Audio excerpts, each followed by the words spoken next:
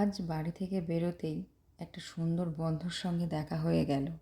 এখানে প্রায় রাস্তাতে খরগোশগুলোকে দেখা যায়। রাস্তা দিয়ে গাড়ি যাচ্ছে, মানুষজন যাচ্ছে, কিন্তু তার কোনো ভয় নেই। আপন মনে সে খেয়ে চলেছে। দেখুন, একটু কাছে যেতেই সে ছুট্টে পালিয়ে গেল।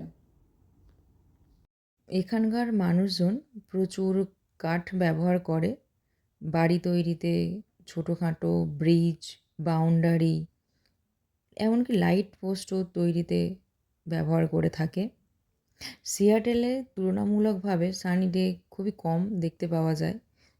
আমি রাজশ্রী বেঙ্গলি ব্লগে সবাইকে স্বাগতম। আশা করি সবাই খুব ভালো আছেন। এটা একটা প্লাম টি, তবে এটা কি প্লাম আমি ঠিক জানি না। এখন তো খুব ছোট ছোট ফল এখানে, তো বড় হলে হয়তো বোঝা যাবে। এটা জাপানিজ প্লাম ট্রি। যখন কোরিয়াতে ছিলাম তখন এই গাছটা দেখেছি। এই গাছেও প্রচুর ফল হয়ে আছে। ফলগুলো ছোটো ছোটো অবস্থায় অনেকটা কুলের মতো দেখতে, তবে পাকলে দেখতে যেমন সুন্দর, খেতে তার থেকেও বেশি ভালো লাগে আরও। এটা একটা আপেল গাছ। তো তোমরা দেখতেই পাচ্ছ প্রচুর আপেল হয়ে আছে। এর বাড়ির মালিকটা সে তার বাগানেতে এই গাছগুলো সব লাগিয়েছেন। এখানে প্রায় বাড়িতেই এরকম ফলের গাছ লাগিয়ে রাখেন সবাই। এটা ঠিক পার্ক নয়, আর পার্ক এখানে শুধু বসার জায়গা আছে। এখানে একটা জিনিস দেখাবো আপনাদেরকে, যেটা আমার এখানে সবথেকে বেশি ভালো লেগেছে। এটা একটা ছোট্ট লাইব্রেরি, এর মধ্যে প্রচুর বই আছে। সব কিছু ফ্রিতে, কোনো টাকা দিতে হয় না বা কোনো কার্ডও করতে হয় না। এখানে প্রায় জায়গাতেই এই লাইব্রেরিটা দেখতে পাওয়া যায়। মানুষজন পড়ে আবার বই রেখেও যান।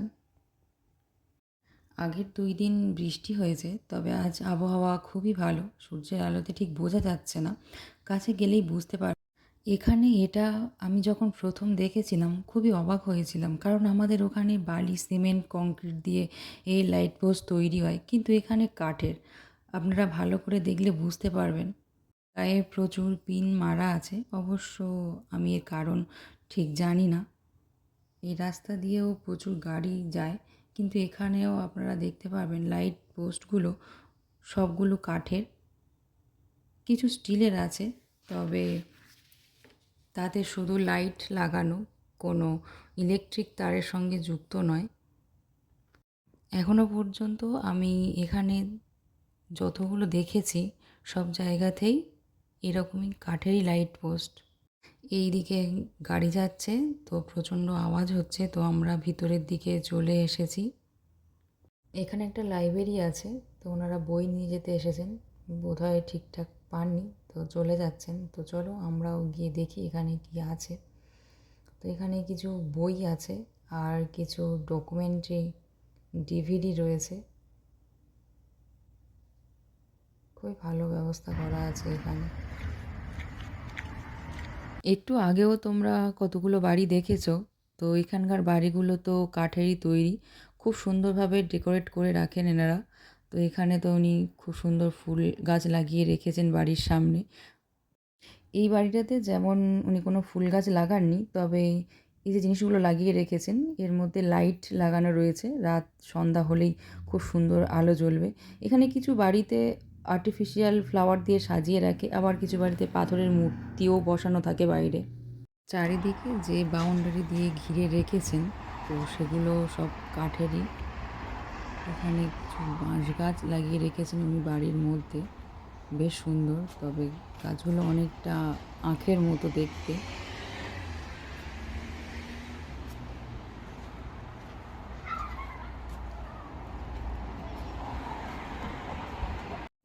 এই কাঠের বাড়িগুলো একটু লক্ষ্য করলেই দেখতে পাবেন চিমনি করা রয়েছে।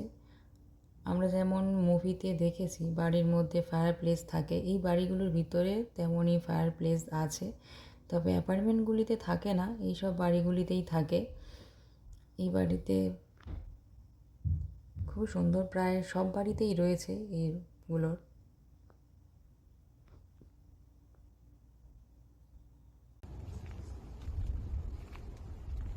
ওয়াও, কি সুন্দর আপেল! হ্যাঁ, ছোট ছোট গাছগুলোতে খুব সুন্দর লাগছে। এই বাড়িতে বোধহয় বাচ্চারা রয়েছে, তার জন্য ওনারা বাইরে ট্রাম্পোলিন লাগিয়েছেন বাচ্চাদের খেলার জন্য। খুবই ভালো, বা এগুলো তো খেলতে সব বাচ্চারাই ভালোবাসে। এখানে প্রায় বাড়িতেই দেখেছি এরকম আছে, যাদের বাড়িতে বাচ্চা আছে। আর এই রাস্তা দিয়ে আমি অনেকবারই গেছি, কিন্তু এই যে কী গাছ এগুলো সেগুলো আমি জানতাম না। কিন্তু এখন ফল হয়ে পেকে গেছে, তো এখন বুঝতে পারছি এটা একটা চেরি গাছ। তো চেরিগুলো খুব সুন্দর পেকে গেছে, লাল হলুদ কালারের হয়েছে, দেখতে তো ভীষণই ভালো লাগছে। আর চেরি এমনিতে তো খেতেও যেমন ভালো, দেখতেও তেমনই ভালোই লাগে। এখানে একটা জিনিস বেশ ভালো, রাস্তা দিয়ে মানুষজন যাচ্ছে, গাছে ফল পেকে আছে, কিন্তু তারপরেও কেউ তুলছে না।